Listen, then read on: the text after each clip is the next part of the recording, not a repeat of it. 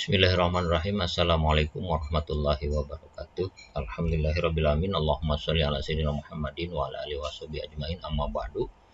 Anak-anakku sekalian, selamat berjumpa kembali dengan Bapak dalam pembelajaran tematik. Kali ini Bapak akan menyampaikan tentang materi PKN, yaitu menuliskan pengalaman hidup rukun dalam kehidupan di sekolah.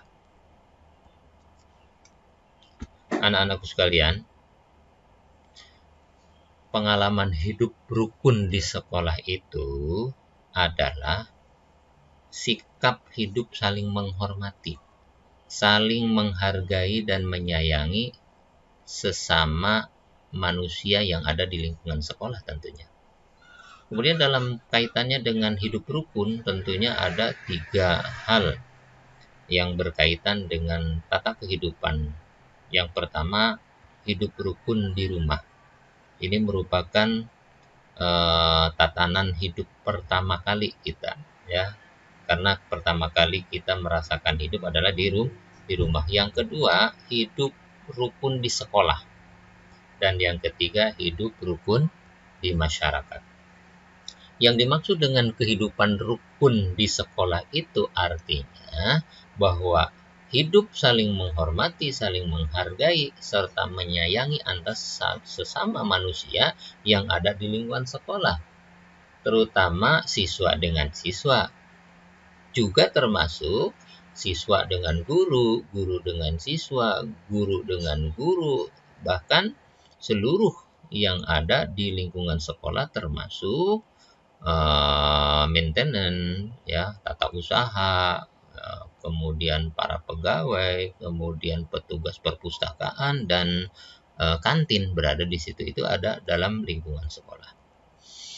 Anak-anakku sekalian, hidup rukun tentunya sini kita dalam ajaran Islam sudah diajarkan, yaitu firman Allah dalam surat Al-Hujurat ayat 10. A'udzubillahi minasyaitonirrajim. Bismillahirrahmanirrahim. Innamal mu'minuna ikhwatun fa aslihu baina akhwaikum. Nah, artinya orang-orang yang beriman itu sesungguhnya bersaudara, sebab itu damaikanlah, perbaikilah hubungan di antara kedua mereka.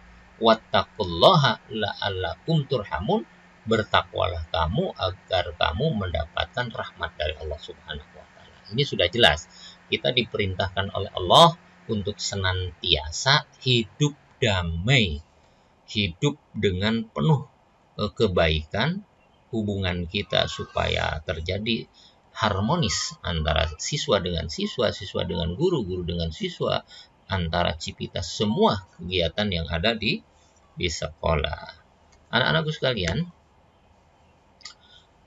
biasanya ada beberapa hal yang memicu timbulnya pertengkaran, permusuhan, kemudian perselisihan, kalian menjadi bertengkar.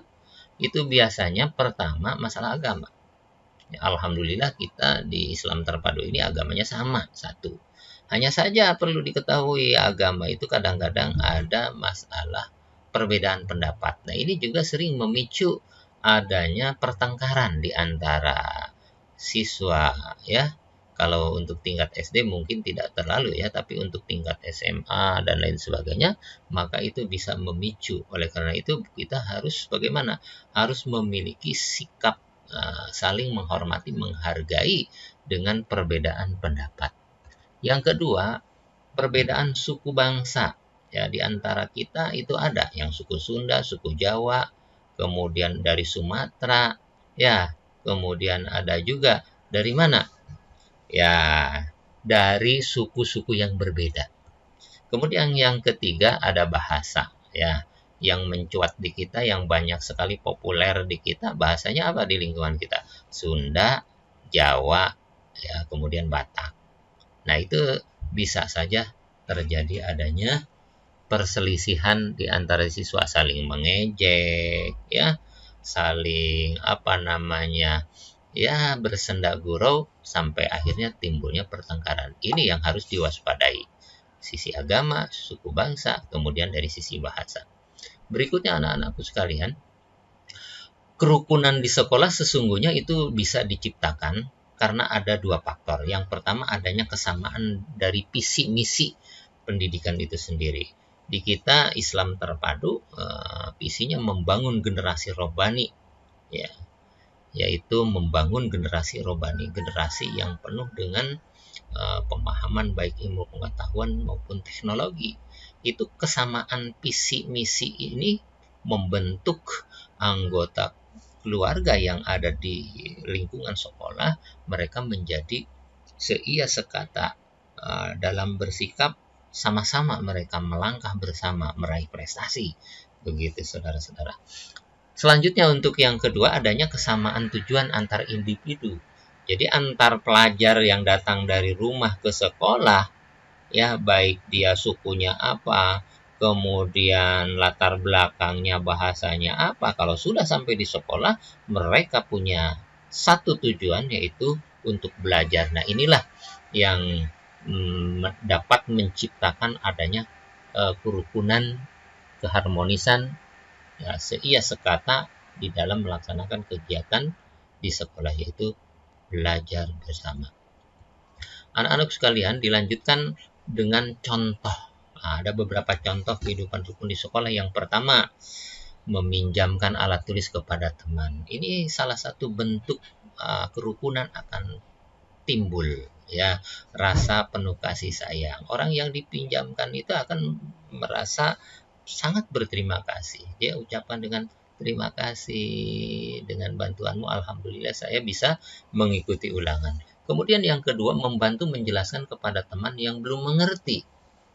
Nah ini diantara siswa itu kadang-kadang ketika guru menerangkan ada yang konsentrasi, ada yang tidak. Nah yang tidak konsentrasi inilah ketika yang lain sudah paham, dia tidak paham. Nah, sebelum dia bertanya, kalau kita tahu bahwa dia belum begitu memahami, maka selayaknya kita sebagai siswa yang baik, yang menciptakan kerukunan, kita bantu dia, terangkan, ya, sampaikan, jelaskan, sehingga dia betul-betul paham. Apalagi kalau dia sudah meminta penjelasan, kita jangan pelit-pelit dengan ilmu. Kemudian yang ketiga, belajar bersama. Ini contoh hidup rukun. Makanya Bapak Ibu guru selalu membentuk kelompok-kelompok belajar. Bahkan dalam luring ini nanti akan ada kelompok belajar, 3 kelompok belajar dalam setiap kelasnya. Nah itu diciptakan salah satunya adalah terciptanya hidup rukun. Kemudian yang keempat, bermain bersama. Yang namanya anak-anak kehidupannya tidak lepas dari bermain. Belajar sambil bermain, bermain sambil belajar. Jangan belajar sambil main-main, tapi bermain ada nilai belajarnya. Ya, bermain bersama, ya, ketika istirahat, ya, kemudian ketika ada sebuah permainan dalam pembelajaran, ini bermain bersama harus betul-betul diciptakan bagaimana saling menghargai, menghormati, sehingga timbul hidup rukun. Kemudian berbagi. Nah ini ya, berbagi. Terkadang siswa ke sekolah ada yang kelupaan, tidak membawa bekal, uang jajannya ketinggalan, kemudian pas istirahat dia duduk termenung sendirian. Kita sapa, kenapa? Udah jajan belum? Bawa makanan belum? Dia menyampaikan lupa, makanannya tidak dibawa, uang jajannya tidak bawa, lupa. Maka kita sebagai siswa yang perhatian, yang menciptakan hidup rukun, tentunya berbagilah. Kemudian berikutnya, bertegur sapa saat berjumpa. Nah, di tangga tuh ya, di tangga. Satu siswa ada yang naik, kemudian siswa yang lain turun. Coba ciptakan hidup rukun, senyum, sapa dia. Jangan apa? Jangan cemberut, buang muka. Kalau udah cemberut, maka yang lain timbul pertanyaan. Loh, kenapa dia kok cemberut aja? Nggak taunya dia punya masalah pribadi.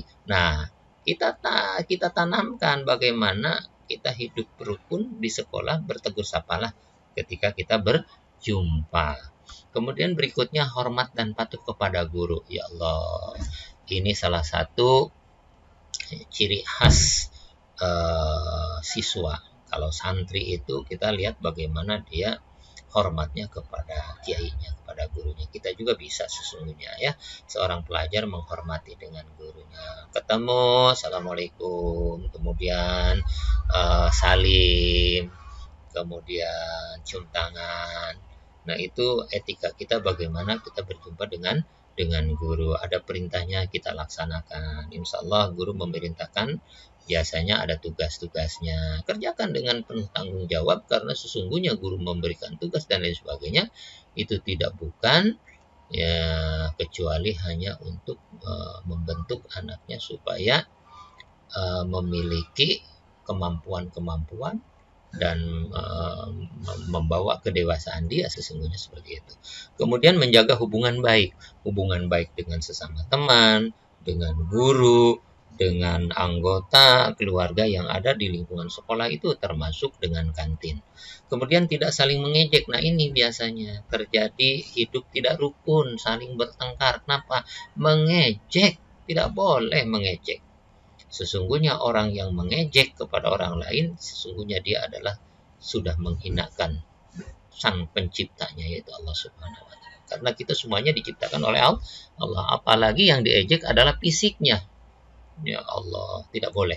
Kemudian yang ke-10 terakhir ya, menjaga kebersihan lingkungan sekolah bersama. Di sekolah itu ada kan namanya petugas piket. Nah, piket ini supaya penuh tanggung jawab, dia bekerja bersama-sama, bahu-membahu. Yang satu mengangkat meja, yang satu yang lainnya menyapu, mengepel, membersihkan sawang-sawang, membersihkan debu-debu di jendela, di meja dan lain sebagainya. Itu satu cerminan bagaimana kita hidup rukun. Kalau sudah hidup rukun berarti kita sekolah itu dalam keadaan tenang, tentram, ya, kemudian nyaman berada di sekolah.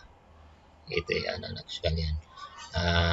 Demikian pertemuan kali ini.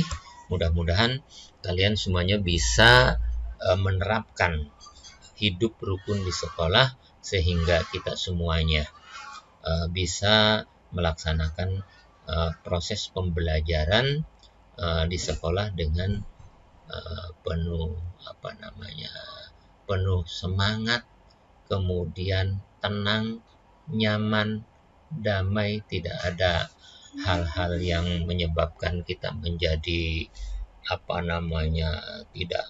tidak konsentrasi di sekolah. Demikian akhir kata dari Bapak. Billahi taufiq wal hidayah. Wassalamualaikum warahmatullahi wabarakatuh.